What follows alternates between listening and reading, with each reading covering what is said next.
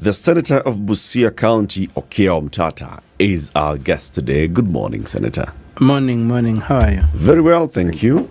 Welcome to Kenya's biggest conversation, the hot seat of the Situation Room. Opportunity. Umezoea kuitwa mheshimiwa Senator. Anyway, Gina belongs to those who call. A name does not belong to you. You don't need a name for yourself. It's the people who need a name for you. Really? So whichever way they choose to define you, that's up to them. It's only that now you change who I am. You need a bigger car, security, all those things. maybe not, but I drive a Demio. Even you have come in a Demio out here. Where is your security? A car is a question of a system of levers to get you from point A to point B. A bicycle can do it. Anything can do it. Right. Yeah. So you're driving a small car? Yeah, it's good on the pocket. No, he's driving a car. The car happens to be economical, and in terms of size, it happens to be small. Yes. But he's driving a car. And it transports me. From point A to B. To B. Yes. And it's slightly better than a motorcycle because when it rains, it doesn't fall.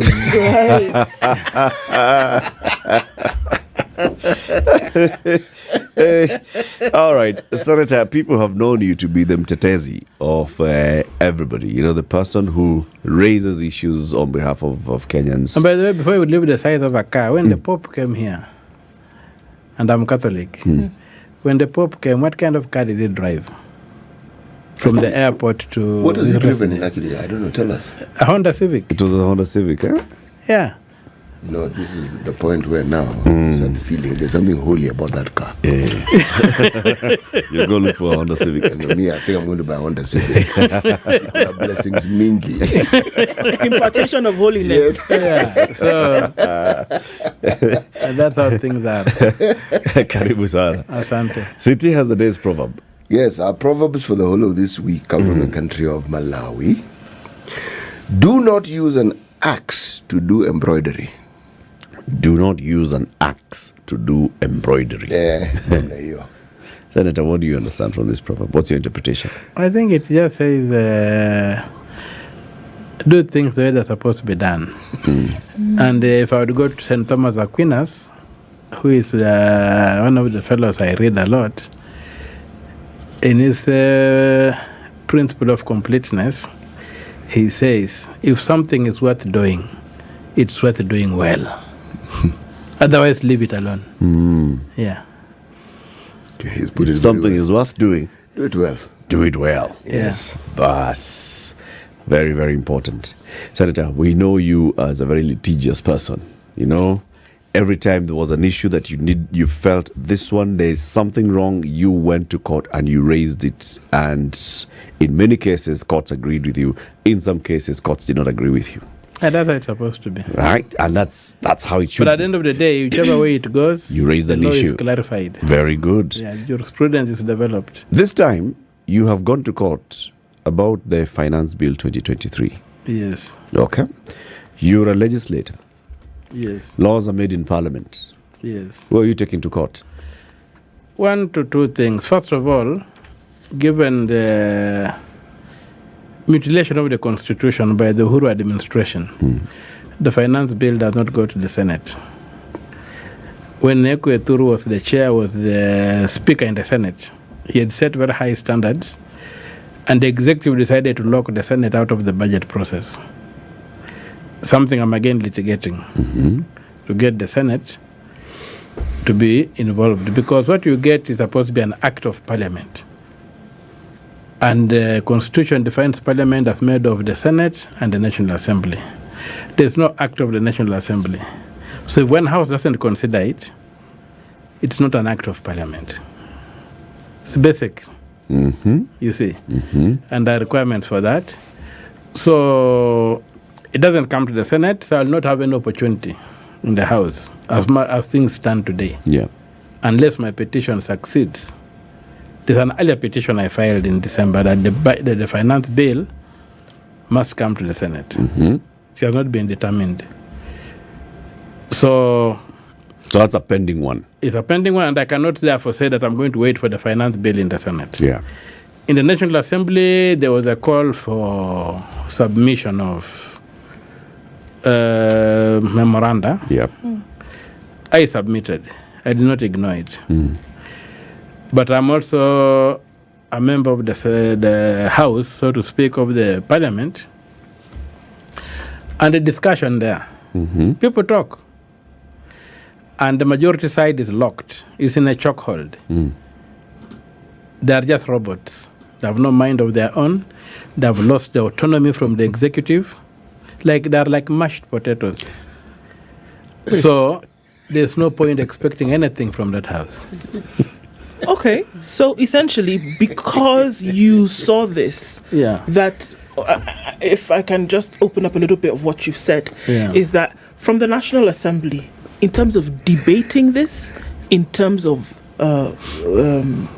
interrogating the issues, nothing substantial was going to come out of it. So if you did not go to court and at least ask for some of these things to be opened up, we were going to see this thing just go through and die. Yeah, there was an element of that. And the issue I'm also engaging out, when you look at the structure of our constitution, it's very clear that the power to tax is in the National Assembly.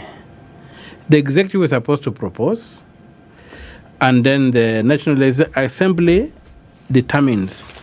As matter as starts, it's supposed to be in Parliament anyway. But the way as it stands today, it should be in the National Assembly, because of what Uhuru did. So, unfortunately, what is happening is that the executive is trying to tax. So the tax is coming from outside Parliament. It's not a proposal. When the president said, "Dare you vote against it?" You see, he's not requesting for money. He has made up his mind, and he's looking for a rubber stamp. So he wants the National Assembly to rubber stamp his budget. Is a finance act bill, which means it's not the National Assembly which is taxing. And the power to tax, although the national government is allowed to tax, the power to tax is with the National Assembly. That's why they say that the national government may impose taxes as provided for in legislation. And that legislation is the finance bill right now. And it comes from the National Assembly. So as things stand right now, Senator, the National Assembly has all the powers behind it. The constitutional power, and even other statutes that say you have the power to determine how people are taxed. But then what's the problem that you're saying? Are you saying that the National Assembly does not recognize its power? It's a bowl of mashed potatoes waiting to be eaten. You saw the president talk the way he talked. If he was dealing with an independent institution, he wouldn't talk like that. He would have requested them that kindly, I've given you a proposal, please don't consider it, don't throw it out. But he said, dare you throw it out? I'll be watching who will vote against it. Why? Now, because what has happened is that the political institutions in this country are personality cults.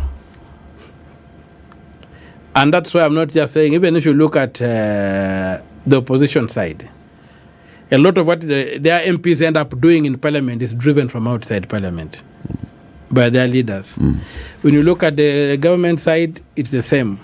So that autonomy of the House, that the House now becomes an institution with the power to check, independent of all other forces, but with the power to check the government of the day, is something we don't have in structures.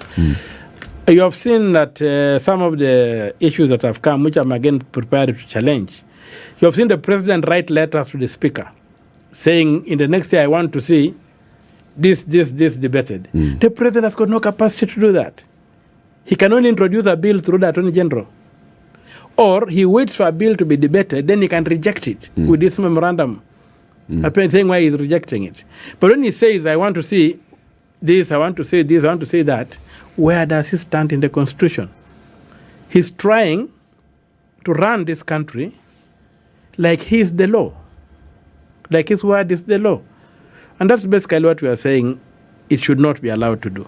And let me tell you, liberty is not lost by coup d'etats only. Liberty is sometimes lost by innocuous clauses in the Constitution or in the acts of people too. Like right now in the bill we have, there's something very, very small that is not being noticed by anybody. There's an iron ore We have iron ore in Taita Taveta and many places, and even in Busia, where I come from. All those Samia hills is iron ore. And even before colonialism, there used to be smelting of hose and whatever used to be made in Samia, those areas, when you can go and still see the smelting point that were being done before the white man came here. Now that iron ore is still there, and the iron ore in Samia is a magnetic type, very high quality. Now, I have been trying to campaign and see how do we get these resources out of the ground to benefit the people of Busia and the people of Kenya. Now, there's a tax that has been slammed. They are saying for every ton of iron ore exported, you will pay $175. It is hidden somewhere in the finance bill. Now, the international market, if you check even if you Google right now, for iron ore, is $108. So this tax of 175 means you don't want iron ore. Sure. You just slowly. On the world market, the $108 is the cost of iron ore per ton. Per ton. Yes. $108. $108. Okay. The proposed tax. The proposed tax in this country, if you're exporting, yes, is $175. $175. Don't export iron ore. So they're saying don't export. Yep. And why?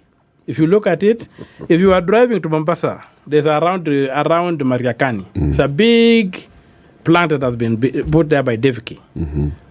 For smelting, for steel plant has been put there by Devki. Yes. So you can basically see that they're trying to lock this iron ore for Devki to create a monopoly.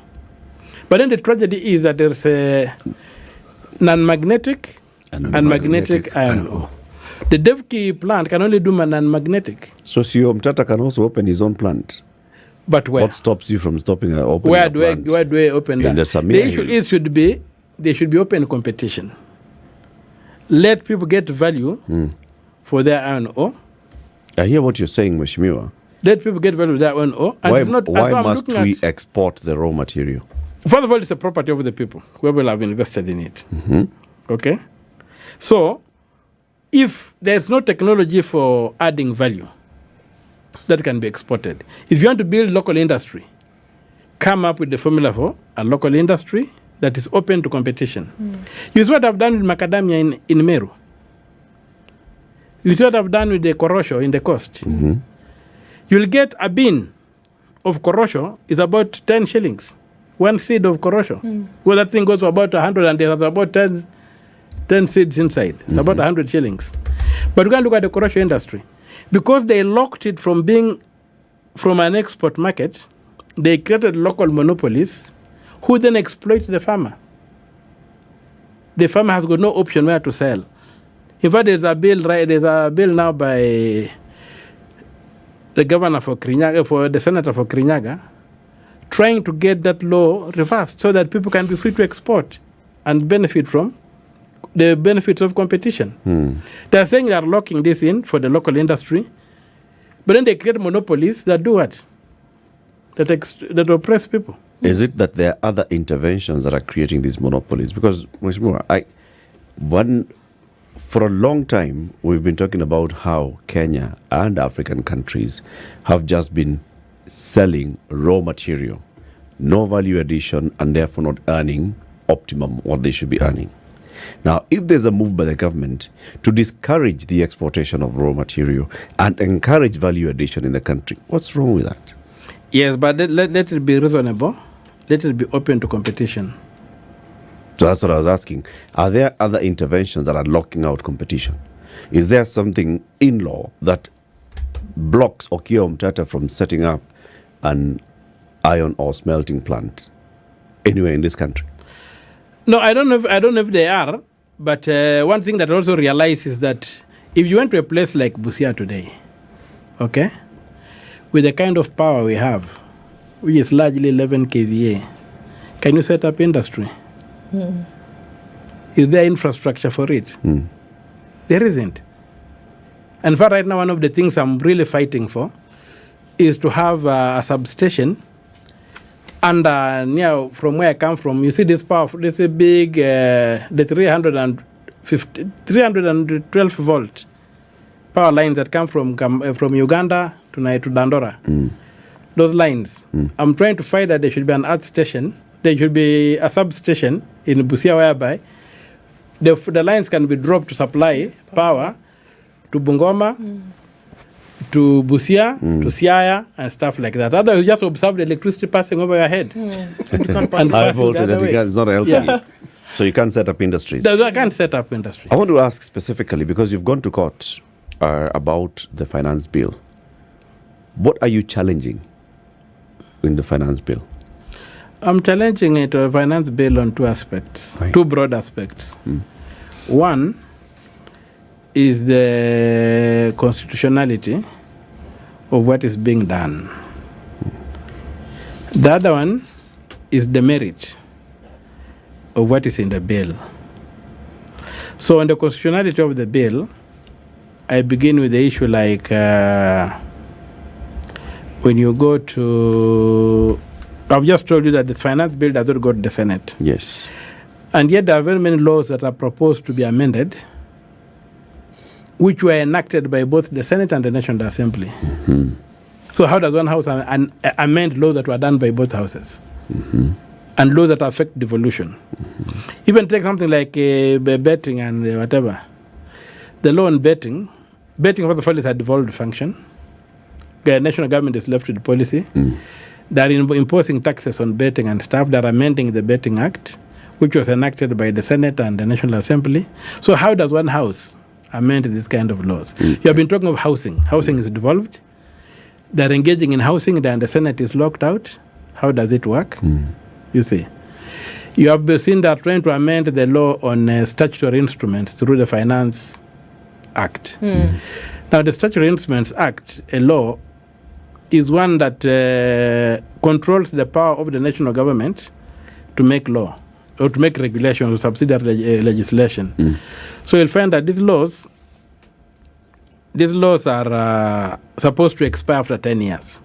Because Parliament donates the power to the executive to make regulations and some technical laws of a technical nature, which may not be available to Parliament to do. But then it requires that when they are made, they are brought to Parliament for approval. Then they have a lifespan of 10 years. There's a sunsetting clause. They expire after 10 years. And the executive is required to make a new request to Parliament if they want to continue to make new laws, whatever, to ensure that the power to make law remains with Parliament. Now, there's an innocuous clause deleting that 10-year sunsetting rule so that the executive can do what it wants. You see. So regulations can actually remain in perpetuity. Right. So it is whittling down the power of Parliament, removing the capacity of Parliament to oversight the executive. So that's an unconstitutional provision. You come to property laws, property rights. If there's something like the housing bill, Parliament, the executive is only allowed to tax, not to force people to save. Under Article 40, you are supposed to, you can own property anywhere in Kenya and you can use it the way you want, provided you're not breaching the law. When you go to Article 36, it says you cannot be forced to join an association. So this forced taxation, this forced saving, they're forcing you into a circle. What is it doing? Being told you are going to use your money this way, what does it do? When you come to discrimination, people like teachers, you have people like low-income earners generally, will be forced to pay up to the maximum 3%. Because they have capped it at 2,500. So for me, with the kind of salary I'm earning in Parliament now, I'm supposed to pay something like, if it was 3% applied, I should be deducted 18,000 shillings. But they are saying, you are going to pay a maximum of 2,500. It's totally unfair. Why don't you apply the 3% across board? Without a cap? Without a cap. Why are you capping it? When you cap it, you hurt low-income earners. You see. They are not factoring in issues like those who already have houses, those who are already paying mortgages. Then even in the Employment Act itself, it says you are not allowed to deduct your salary to less than 1/3 of your income. Already people are already on 1/3. So like people are surviving there. Have they done an audit to know when they put this 3%? Will it go beyond that? Sure. Senator, I have to ask. So then what is your prayer then to the court. And this is interesting because when I guess many people said finally, okay, Matata has gone to court, would he then be the one who would help folks? Because interestingly enough, the sentiment was that maybe coming from the National Assembly, even before the threat came, that there was not much in terms of hope, in terms of what would be done when it came to debating and passing this or not passing it, whatever the case may be. And then they said, okay, finally, maybe there's something that would be done then at the court. So what is the prayer of the court, even having taken all of these things into consideration? Well, there is a staggered prayer. It's a very tactical engagement. There's a prayer for the court to intervene with the bill. And there's a prayer with the court, in case that doesn't happen, then the court to quash the act. When it has already been passed. So it's a marathon, not a sprint, what you are engaged in. Now, the other thing I wanted to bring out that is most important in terms of merit of the bill is what percentage is going to debt. It's more than 70% of the revenue. Debt. And when you look at this bill, one thing that is hidden from many people is exactly what is happening. What is happening is this. When Kibaki took over from Moi, over a period of about 10 years, he expanded the revenue base, the amount of money collected by the Kenya Revenue Authority, by 1 trillion shillings over a period of about 10 years. Yeah. It kept on growing incrementally as they expanded the tax base and all that kind of thing. Uhuru came in. Within his 10 years, he also expanded the tax base by about 1 trillion shillings. Yep. Ruto has come in and he wants to expand the tax base by 1 trillion shillings in 1 year. People have not seen that. And that's why the shock is. They usually tell you if you want to cook a frog, you can raise the temperature slowly, you'll cook it. You will not know. Yeah. But then you bring the frog will jump thrown the frog into the fire. You'll jump out. So, President Ruto is trying, assuming everything is okay, is trying to expand the revenues raised too fast by 1 trillion shillings in a year. Mathematically impossible. Now, as you come down, you'll find that still on the housing, we're not discussing, houses have to sit on land. And to me, that's the biggest scam. They have not told where the land is. And this is a scam to steal land from the counties. The land is in Kenya. To strip land from the counties. So counties are being told, set aside identify land where we are going to put. We will come and put houses. Now, when they put up these houses, the developer will be given that land for free. Yes. No taxes. So public property is transferred to a private investor, whom we have not been told the identity. And look at a classic example of what has happened in Mombasa. There's this thing called Buxton. Yeah. The estate is about 12 acres. 14 actually. Yeah. When they began this thing, you were told all this kind of thing that you are hearing. Shabal was given this land for free. He paid no taxes on it. He promised that when they do the houses, they'll be selling at 1.6 million.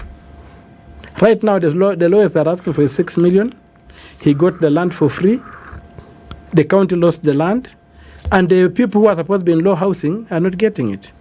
When you listen to Hinga talking, he said the units will be valued at around 50,000 shillings per square meter.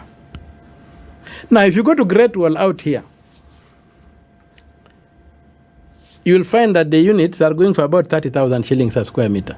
Great Wall, there was no free land. Taxes were paid. It's a private developer. It's in Nairobi. So why should the government get free land, get free money from this fund, pay no taxes, and give us houses at a much higher price than what our private developer is giving in Nairobi? So this is a Ponzi scheme. This is a scam. What's the role of Parliament in oversighting this thing? Because, yes, we've been talking about the housing fund and the questions that have been asked. But those questions, the people that we send to our National Assembly and our Senate, such as yourself, we give you the power to ask those questions on our behalf, to oversight and make sure that the right thing is done. Yes, that is the ideal design of the. But I've told that the root problem is in the way that we have organized our political parties. There are personality cults. They are about an individual, and whatever the individual who comes in, he sponsors, he carries a crowd whom he comes with. He comes with a choir. So it's the conductor, so he has a choir that sings to his tune. So we can expect very little in From terms that. of checking the executive. So we are the ones who actually have done that. Because yeah, we're the ones, it's a total failure in parliament. we're the ones who have given this one political leader Yes. all that political influence, even over the other people that we send to parliament. Yes. Okio Mtata is our guest this morning. Your hosts, Eric Latif, C.T. Muga, and Nduoko. Senator, you just reminded us about 20 years ago, or 21, the country's revenue was about 300 billion shillings. Today, it's about 1.8 trillion shillings. But we're having issues even with cash issues. We cannot send money to schools. School heads are saying we could actually send the children back home because we can't feed them. We can't send money to the counties because, as the national government, the National Treasury says, having cash flow issues. Police bosses are saying we actually cannot fuel police vehicles, and we cannot even feed the people who we are holding in our cells. It's a big issue with cash. But a lot of it, as we hear from the government, is going into paying debt. Debt is an issue. Why is it such a big issue? Yes, because we need to, first of all, it has not been audited. And that's why I'm saying that even at a constitutional level, we need to know what we are paying for. Just like I told you about the issue of exporting iron ore, it's a property, somebody has worked on it. So if you are going to restrict that part to export, Article 24 says give the reasons. If you got that finance bill, it doesn't give a reason why they are doing what they are doing. If they were to give a reason, they say we are going to industrialize, we are going to incentivize, have incentives, you have given land, let people come and set up smelters here. We are giving this kind of incentives and whatever, and we are blocking export raw material. Justify it. Yeah. But not just drop a line and you don't justify. So a lot of these things that they are doing, taking property of people without justifying, is there. Now, this taxation, when you take money to pay for this debt, and people have said Kenya, in fact, if you look at the figures, Kenya has overpaid its debt. We do not owe anybody anything. We have overpaid our debt by more than 2 trillion shillings. So, if you look at the figures in terms of what we have legitimately borrowed and what the government has been paying over the years, when you do a balance sheet, you find that we have overpaid the debt. So this money that keeps going out, Senator, when we pay, they don't destroy, they don't subtract from what has been borrowed. Those are the things we want. And these are the questions. Someone like Amau Thuge, Professor Ndungu, you have got Rotich, you have got Ruto, you have got Uhuru. These are the questions they need to answer. Senator, sorry, let's just go back a bit, because we're saying essentially that money has been borrowed by the country. Yes. From whichever body it has been borrowed. Yeah. Over years, money has also been paid back. Yes. Now, what you're saying, just for clarity purposes here, is that Kenya has paid back the money that it has borrowed. Yes, according to the books of the government. According to the books. Yes. So the question, where this money that goes to, the reason why when money comes in from wherever it comes, the reason why it cannot go to these other places, counties, education, etc., is because, first of all, according to the law, you must then pay your debt. Yes. So where is this money going? If, according to what you're saying, that if we have Kenya's debt has been paid, where is this money going? And what about the money that continues to be borrowed? Money that's due, Eurobond is due in another 11 months. Yes. How would you say that it's paid if it's clearly not paid? Yes, because what is happening is that there's theft on the revenue side. And we have even seen this with the counties, whereby, I'm going to give an example of a county. When the county, the governor is given all the money for the county goes to the governor. Although right now we are trying to struggle to do a law that separates the county assembly's money, should be the speaker should be accountable, and then the governor should be accountable the other side. You have seen a situation whereby, do you see, because the county assembly is audited separately, and the governor is audited separately, the governor will show that in his budget, he gave the county assembly 10 shillings. Yeah. So they will audit him and show that 10 shillings went to the county assembly. Yeah. Yet, the county assembly received 7 shillings. So when the auditor goes to the county assembly, you'll audit the county assembly for 7 shillings. Not for the 10 shillings Not the governor. They never connect these two books. So there have been the same problem is happening here. But it's the same auditor. It's the same auditor, but then they audit them separately. Okay. So you'll find that unless you go now an extra mile, you as a citizen, and say, okay, the governor said he gave the county assembly 10 shillings. Did the county assembly receive 10 shillings? Most of the cases you'll find that the county assembly received 6 or 7 shillings. 4 shillings disappeared in between. So if you go looking for if you go looking at the procurement and those kind of things, you don't see it is not stolen through expenditure. It is stolen on the revenue side of things. This is what we are also dealing with at this level, whereby money is taken out to go and pay. You remember sometime earlier when President Uhuru was the finance minister, and they came out the issue of computer error. Yes. 10 billion shillings that it was a computer error. Yes. Yeah. That's the kind of theft we are dealing with. They took money, which was included at 10 billion from the from the consolidated fund to finance the budget. But they developed a budget that was less by 10 billion. So the National Assembly worked on a budget that was less than 10 billion. So it was just the civil society which said, okay, look here. What the National Assembly received is less and appropriated for, is less by 10 billion. Why did this 10 billion go? Then they began saying it was a computer error. So that kind of theft on the revenue side is what we are dealing with the question of public debt. They keep taking money from the exchequer, purportedly to pay the debt. Then they don't pay. So the debt remains. Because according to you, if they had paid, would They see would the have no record. debt. Okay. Wait, but the money leaves the exchequer. The money leaves the exchequer. So what we're asking is the destination of this money. Yes. Because it isn't towards paying the debt. It doesn't go to paying the debt. And that's why I'm saying we must have a public audit of the accounts of government. Because the records are there. Senator, we have an independent institution called the Office of the Auditor General. Yes. The job and mandate of that institution is to do exactly what you're asking. Yes. To audit government books. Are you saying that they haven't been doing that? They audit government books like standalones. They don't cross-check. They're like a calculator. They behave like a calculator, not the man who made the calculator. You see? You can have artificial intelligence and you can have the human being. We'll go beyond artificial intelligence. Okay, the maths is okay here. The maths is okay here. Can we compare and contrast? Okay. So when they go to audit the treasury, the treasury simply says, we gave out 10 shillings to the executive, whatever, 10 shillings left to the consolidated fund. But now they don't go the extra case to show that what has been declared that they gave out, was it received on the other end? Now that is where you and me come in. To say now this auditor general is just a mechanical thing. Now you and me who pay the taxes, can we follow and say that this 10 shillings that left the treasury went to where it was intended to go? Because they'll go the other side and then say, okay, how much did you receive? This one will say we received 6 shillings. They will audit him for 6 shillings.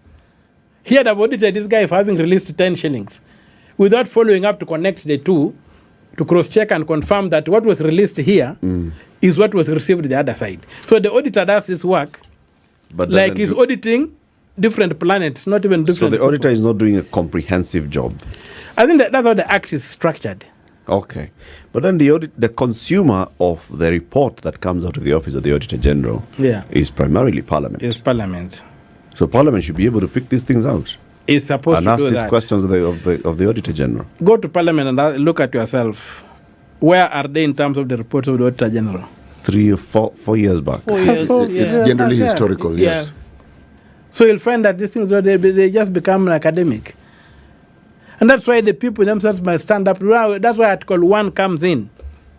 That you can exercise your sovereignty through the institutions or directly.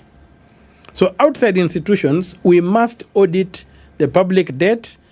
And the people like Professor Njuguna, like Tuge, and all these guys who have been in money, working like Joseph Kinyua, must be brought before the public to tell us where is this money.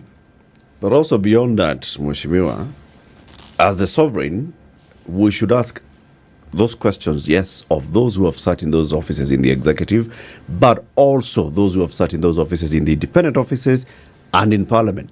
Of course. So all of you lots. Yes, all of us have to be questions to answer. Before we start saying that we start doing your job, and yet, can you also refund us for all this money that we've lost? When I tell you that Parliament is extremely transactional, it's not transformative. I've been there for about 9 months now, and I find it totally transactional. Hardly anything transformative goes on. Okay? So, what we need to do is the people to come up where this thing is existential. Mozambique did it. They went to court. Citizens went to court, and the court was able to declare that there was no debt. Mheshimiwa, you have brought in the discussion of odious debt. Yes. For me, yeah, it's very disturbing. It's genuinely disturbing that we are told we owe money.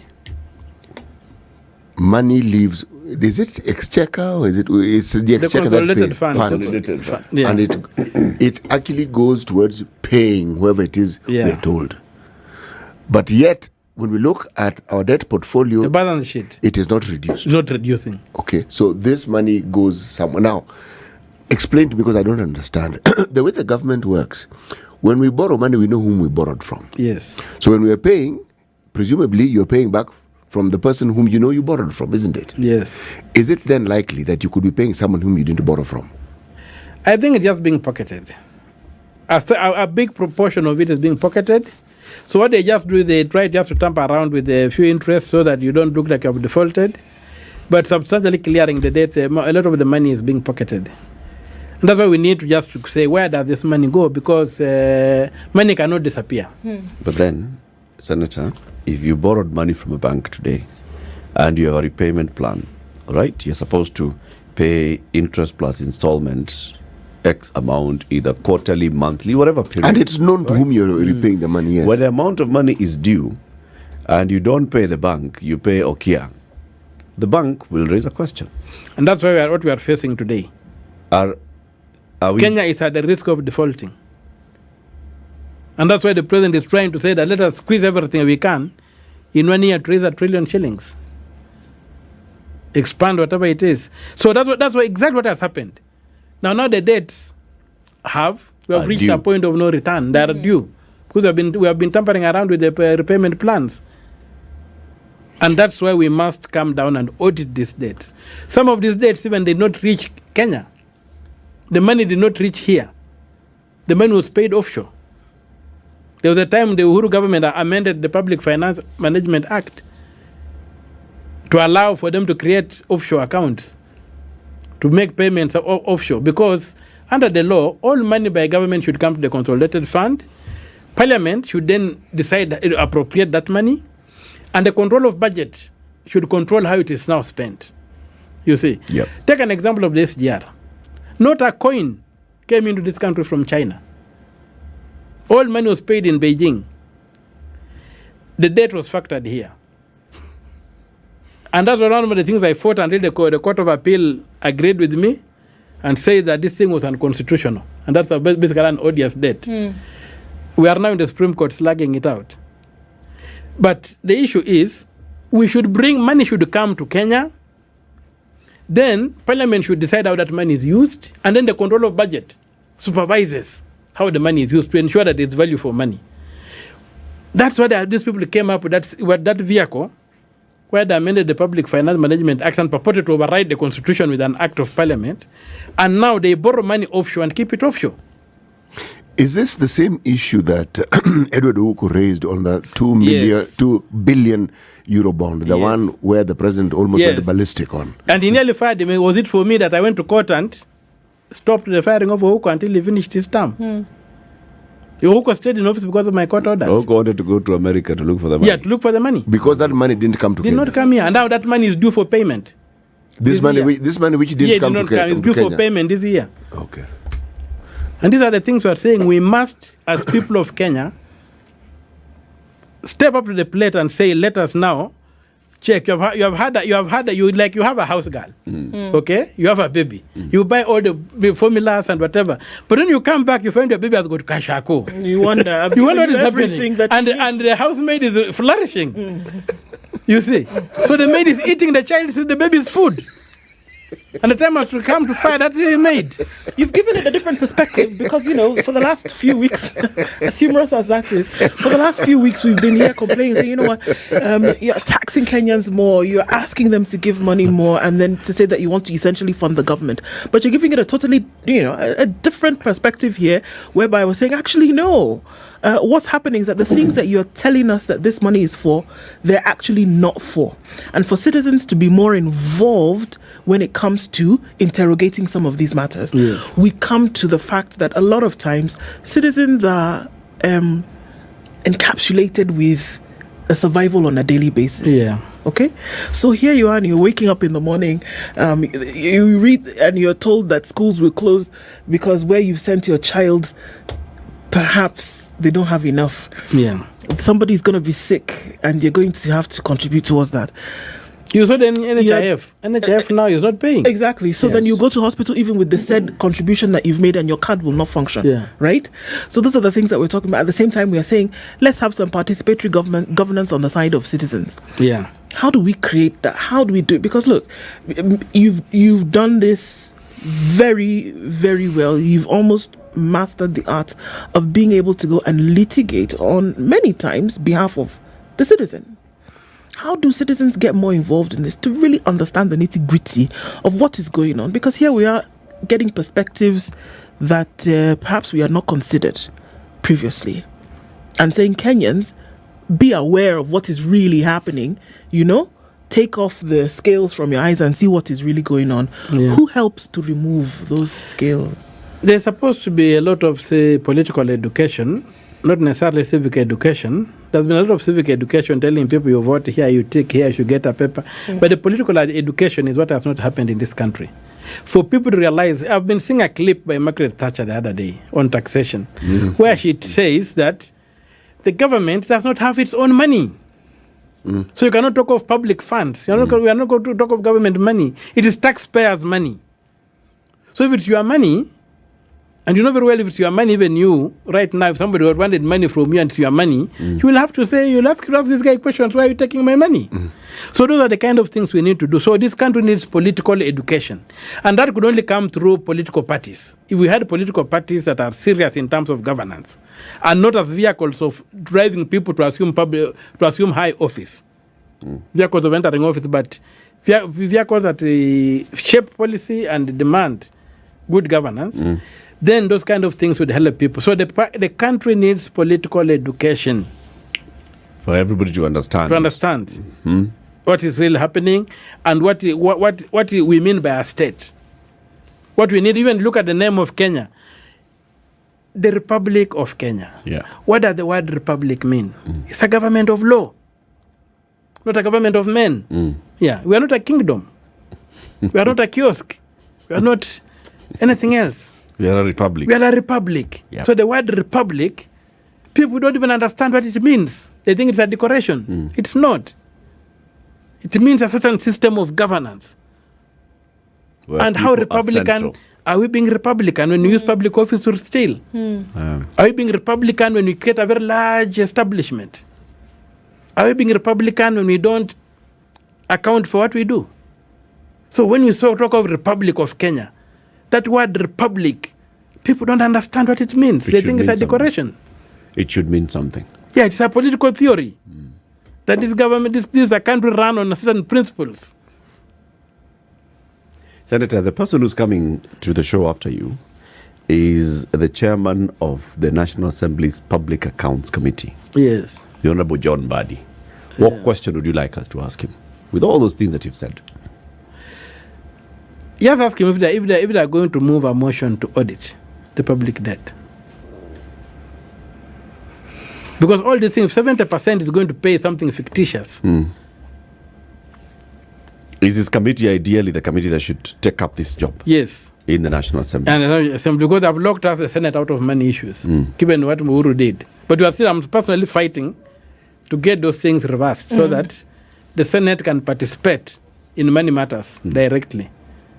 We have been locked out. Should this not happen, are you prepared to go back to court? I'm preparing a motion, and I think next week I've studied what happened in Mozambique, and I also intend to go to court the way people in Mozambique did to challenge what they're calling the public debt, and let the shit hit the fan. Come on, buy. Yeah, some people. In fact, this thing will collapse governments. People should go to jail. Come on, buy. It's not a simple issue. It is. It is something that can fold this government. Because you cannot be collecting money to pay fictitious things. Okay. We wish you all the best to that. We give you all the moral support. Amen. All the moral support. You know, the Turkish intelligence has a motto which says, nothing is impossible. The impossible only takes a bit longer. Nothing is impossible. Impossible only takes a bit longer. And we leave evidence that at least at one point citizens said, Enough ask is questions. enough. Yeah. Yes. Let us ask questions so that if we pay, let us be sure we are paying for what we took. We owe somebody. Good points. Not that the maid has eaten the food for the baby, now the child is dying of kwashako. And we just don't ask the maid questions. We'll just let Where did the food for the baby formula go? That's true. Senator Okiya Omtata, the senator for Busia County, has been our guest this morning. Spice.